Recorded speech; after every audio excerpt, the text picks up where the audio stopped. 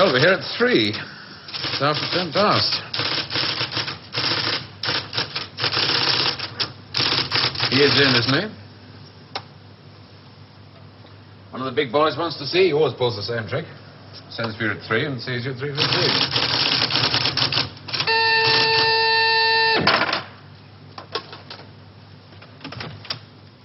Mr. Larkin to see you, J.G.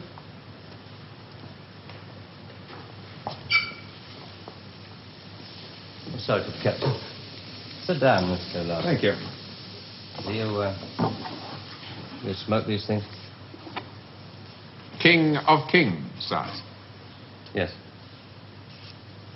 Very surprised we got you to come here, Mr. Larkin. Well, I couldn't see what the CWNS would want with me. Still can't. Do you know anything about us? Oh, I heard 1 or 2 things when I was working with the BBC. What'd you hear? CWNS set up midway between the government and the TV companies. Any time the newsreel boys put out stuff with security classification, wars, weapons, political leaks, they get their film through this office. What do we know about you? Larkin. Robert Santor. Yes, it's a family name. Good family. Good education.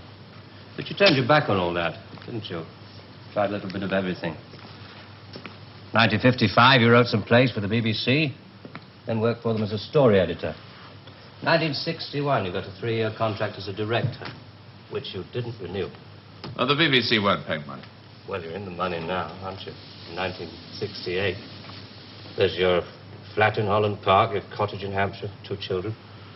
And a dog and a cat who commute with us to the country at weekends. Well, maybe you knew that already. 6 years ago, there were those shows you did on alcoholism, blood sports, slum clearance. People called you bright. Very bright. There were other words they used. Hard-hitting, vital.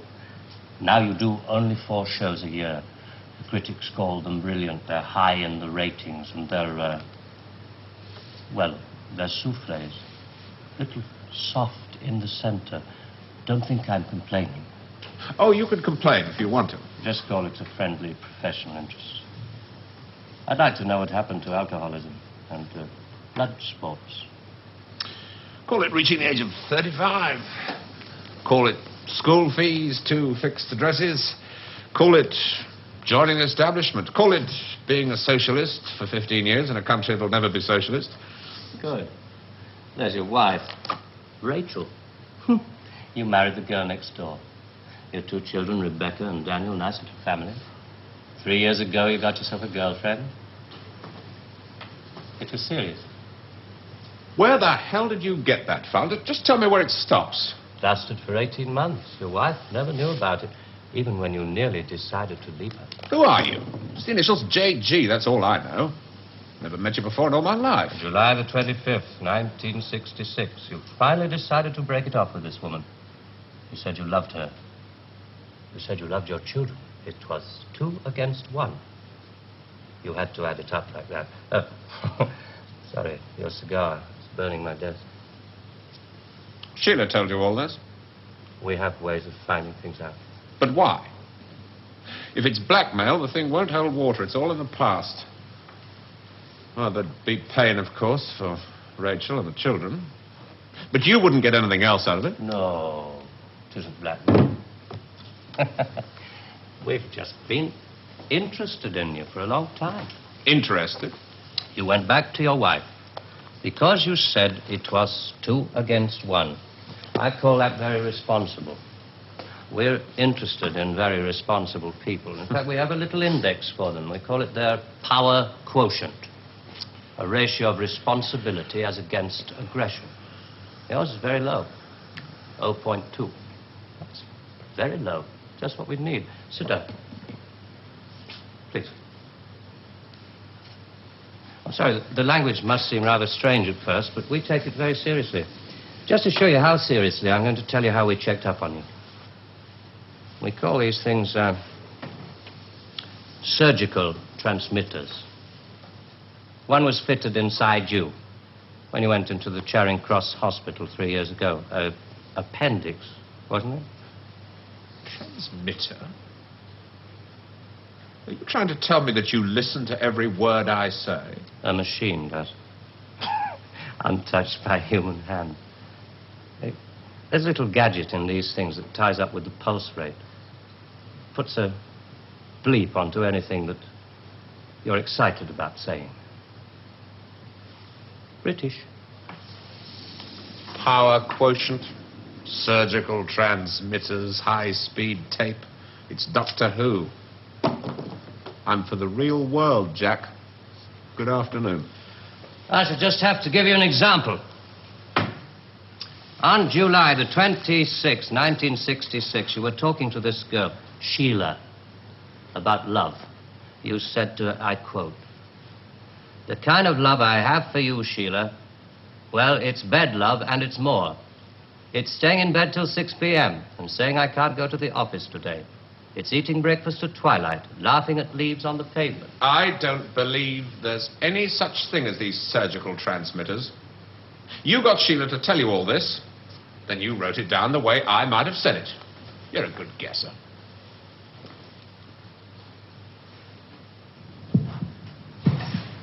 Can you hear your heart beating? It's eating breakfast at twilight, laughing at leaves on the pavement, getting a cab to a silly movie to Paris. It's moving when you're tired of staying still. And I've done it all before when I could do it with no ties. Now to just be irresponsible.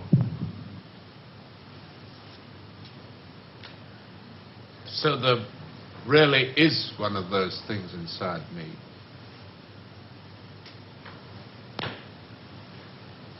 What do you want? We want people with low power quotients. We want them to work for us. Nothing more sinister than that. All this just to offer me a job. Special sort of job. The newspapers talk about the corridors of power, the power elite. Let's just say we'd like you to join the club. Oh. There's a vacancy in our newsreel department. We'd like you to help plan the news for 1973. Come again? Plan the news for 1973.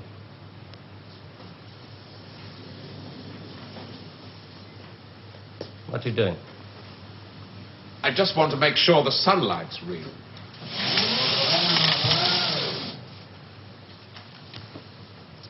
I always tell people, news is the most highly developed form of fiction. The most difficult. Come on. I just want to show you something. There's no obligation to buy. Really. News requires imagination. News requires responsibility. We think you're well qualified. Please. AA security, sprinkler systems and other services do not operate beyond this point.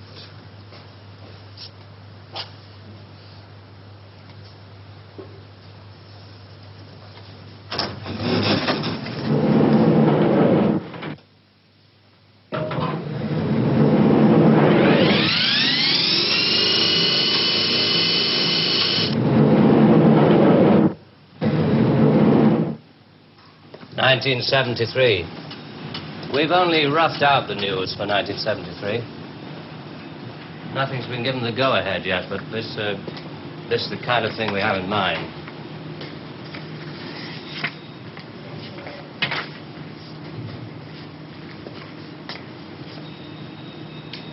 Come.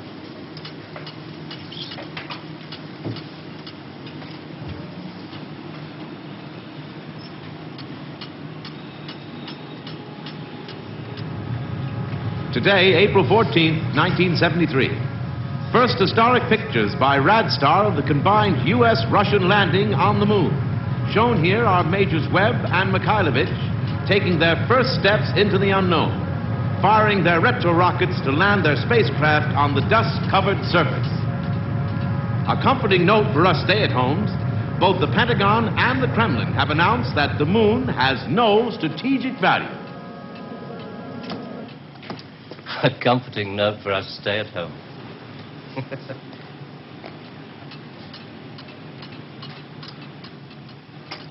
I can't show you any film on this next model. We haven't photographed it yet. But this is the way it will sound. June the 22nd, 1973. The State Department releases film of the ultimate weapon, codenamed Icarus. This satellite is equipped with a solid reactor. In layman's terms, it can freeze air solid, stopping all missiles, killing all forms of life. Icarus orbits at the same speed as the Earth, can hang in position over every major city that threatens the peace-loving nations. Rather proud of this one. Come on.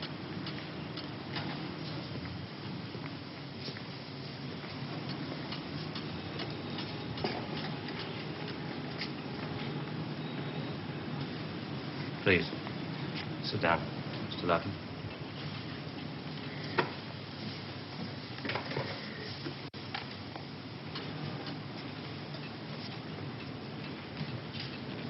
September the 5th, 1973. The new phase in global warfare. War by example.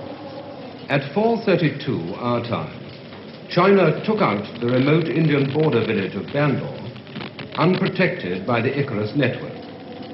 After the first 2 5-megaton H-bombs had fallen, the 9-way hotline finally Switch it had off. effect. But This is going to happen in 1973. You're going to make this happen? No. We're going to make models, much cheaper. Then we photograph the models. Fake newsreels. That's fake newsreels. For the past 10 years, people have been looking at our fake newsreels and listening to our fake commentaries. And they accept it for the truth. And you can do it. Stop 100 people in the street. How many of them have actually seen a missile or a satellite? They're just told they exist and they believe it. Yes, you're getting there. I knew you would. Well, now, the moon rocket and the satellite, that you can get away with. That's too remote for people to grasp. It's too far away. But this...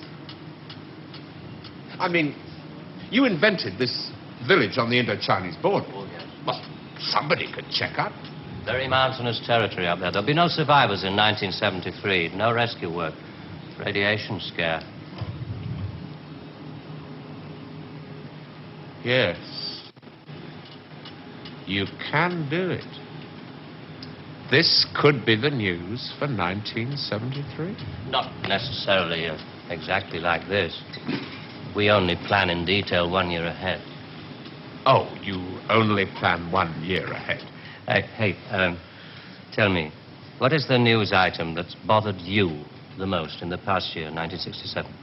Oh, well, it has to be the new American intercontinental ballistic missile, the Boy Wonder, doesn't it? Just the one I asked him to set up for you. The new ICBM, codename Boy Wonder, with a much-talked-about Mercury warhead. I haven't any special effects up here, but perhaps with the proper sound. Blast off. And Robert Larkin, television director, high IQ, 35 years old, is scared. Scared by nothing. It doesn't work. It's a scientific impossibility. The same goes for the much-talked-about Mercury warhead. Perspex. Well, if this rocket doesn't work, then the others... They have a fireworks party at Cape Kennedy almost every other day. Well, you didn't really believe there were all these things whizzing about up there, did you? Sputniks and rockets. Astronauts crossing their legs for 8 days. How long has this been going on? Since Hiroshima. And the H-bomb, you mean... that doesn't work either? Right. Dirty. Very, very dirty. What was your first reaction? Relief. Oh, yes. Yes, it has to be relief.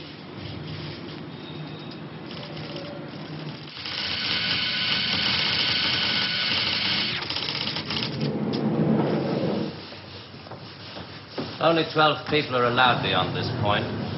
Most of them work in the photographic department, taking phony newsreel pictures of our models and processing film and so on. Sit down, please.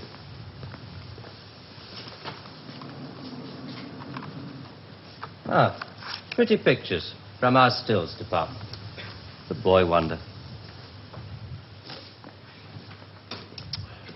Do you really think that missiles and satellites are mile out of country?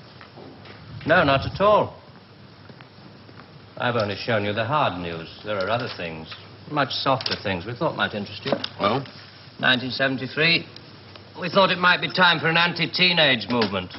A long-awaited return to maturity. Sherry. Perhaps even a religious revival. Oh, I see. You want me to arrange the grand opening of Ruislip Cathedral. 1st of October, 1973. Mark the date down in my 10-year diary. We are very serious about you.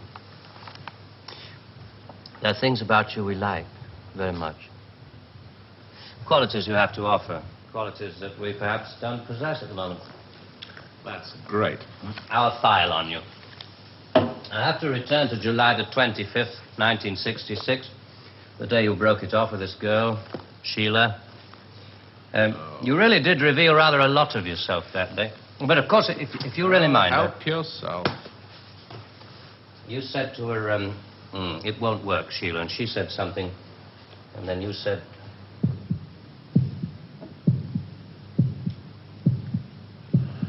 You remember I went away with Rachel and the kids to the seaside? It was midweek, and this huge stretch of sand was empty.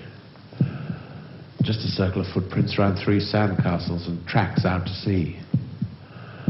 The whole damn day of my family marked out in front of me. The sun was going down. Rachel kept calling the kids to get dressed. She picked up buckets and spades, corny, bloody things like that. I was up at the car. I looked at those footprints, and I knew those people were slipping away. There were things I could tell them. We rather like that bit about footprints.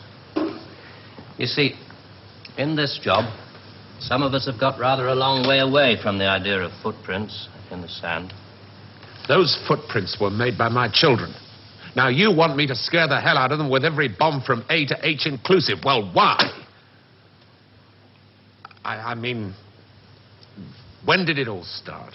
1945. You may remember the Americans let off their 2 atomic bombs. Well, they didn't want other people doing the same thing. I mean, you do see that, don't you? Oh, I don't know. Well, to scare the people off, the Americans put it up, and the atomic bomb was halfway along the line to something much bigger, the hydrogen bomb. It didn't work. They spent 5 years in negative research. Well, what about the Russians? They're supposed to have quite a pile of these things. We were surprised when they started their tests. Then we got a few feelers from their Secret Service. Nowadays, we work very closely together. Oh, all these stories about spies going off to Russia. Mr. Philby, remember? Just good copy for the Sunday papers. Good copy. Well, the Chinese. I mean, they've just announced their bomb. Yeah, we played along with it. We recorded their phony explosion. We're rather hoping the Chinese will come along, complete the pattern, you know. In Vietnam, hundreds of people are being killed every week. Well, you can't do that with your models. No. And you can't kill people of bad habits in 2 generations. They like to carry rifles. They like to put lines on maps. And we let them because we control the situation. There's no danger of world war. Just a simple choice for everybody. Capitalism or communism. Strawberry or vanilla. It all adds up to the same thing now we've got rid of the big bangers. Well, how can you be sure that Johnson, Kosygin aren't working on other things? Poison gases, bacteria. Pathetic, man of your intelligence. You don't want to destroy the world, neither do I. What makes you think that presidents are different? Well, they've made some pretty good stabs at it in the past. There wasn't the right sort of control then. Nowadays we know better.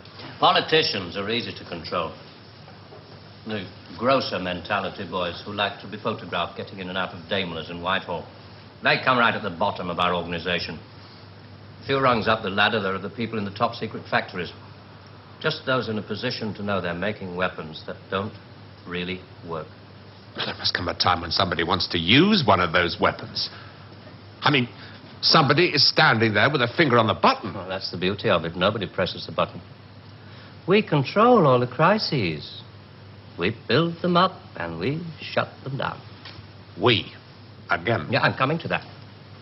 Near the top of the hierarchy, there are the economists, top civil servants, the top brass in the military. Those men who are supposed to view the nuclear tests and so on. And above them, CWNS. Right at the top. Classified World News Service. Just who the hell are you? It's obvious, isn't it? Just a very few of the top people in communications in every major country in the world. Oh, you mean you run all these magazines? No, of course not. We just get them to take some of our copy every week. Television is much more important to us. It all happens so quickly. You say you can put out what pictures you like on television. Doesn't anybody try to stop you? No, nobody wants to.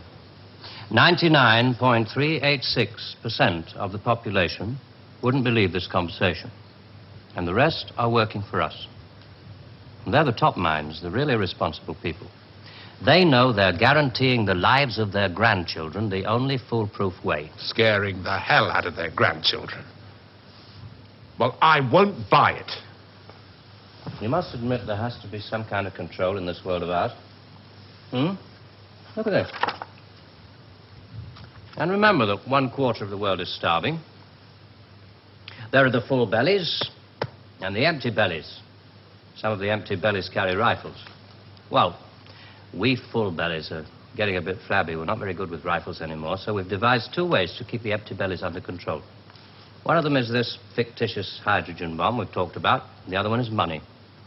Enough money to fill some of the empty bellies and put a hopeful smile on the faces of the others.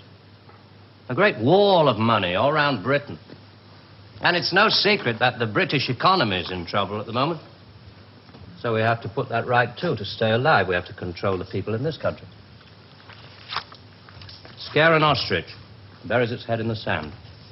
You scare a hedgehog, it rolls itself up into a ball. When a woman's frightened, she goes out and buys herself a hat. You mean you scare us so that we'll buy more, so that money moves quicker, production moves up? We don't say scare when we talk about human beings. We say threaten them emotionally. And there are all sorts of ways of not just the big ones like the hydrogen bomb. Overcrowd them a little with bad planning. Sell them too many motor cars. Anything to keep them a little bit removed from reality. Nowadays, people don't work for money. They work for the idea of money. They don't even love for love. They love for the idea of love. They only hate for the idea of hate. It took us 5 years to find a non-addictive drug, one we could pay off against the hard drugs. LSD. You marketed that? Oh, yes, of course. And for a very good reason. Some of these protest movements were getting a little bit too close to the mark. LSD gave them nice little hallucinations. Made them talk like 3-year-olds. Throw flowers at policemen. Shall we talk terms? You're not still going to ask me to work for you? I'm afraid I've had to put all this rather bluntly. You see, there wasn't really very much time. It must be rather a shock. Well, I mean, most people realize that the world is controlled from about 6 big cities. But it must be rather shocking to learn that a 1/6 of the world is controlled from this building.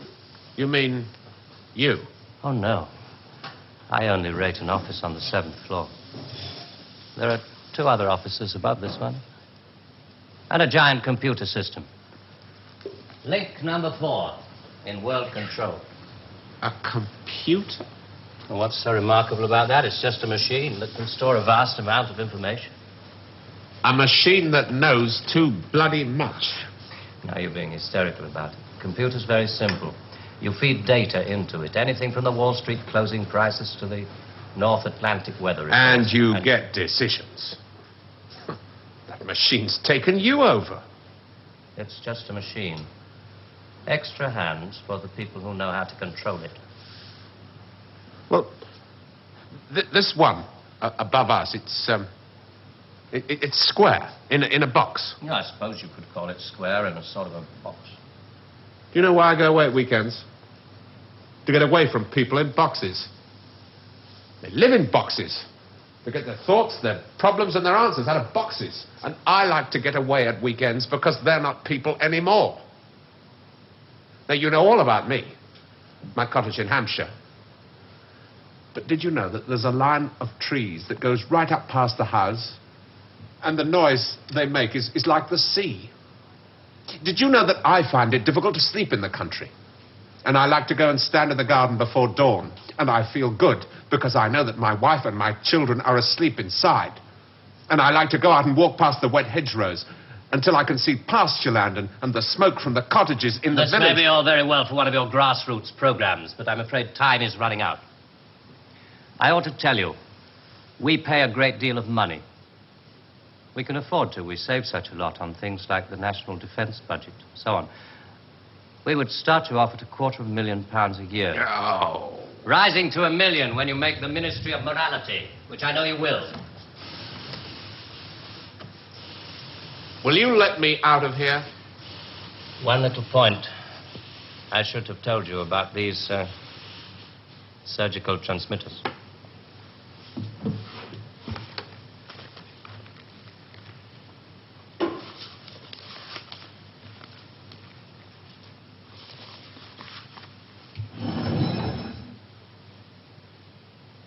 There's enough of this stuff inside you at this moment to kill 6 people. There's a button we can press. I'm sorry about the dramatics. Our boys call these things the oral contraceptive. Keeps them from talking too much. So there must be one of those transmitters inside you. Who presses the button? Extra hands. All this stuff about the computer being extra hands for the men who know how to control it. That machine controls you.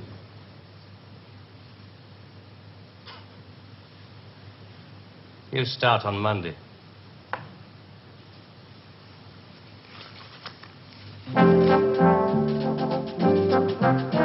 Early controversial classics from Dennis Potter next weekend with the first of the Nigel Barton plays on Saturday at 11:20.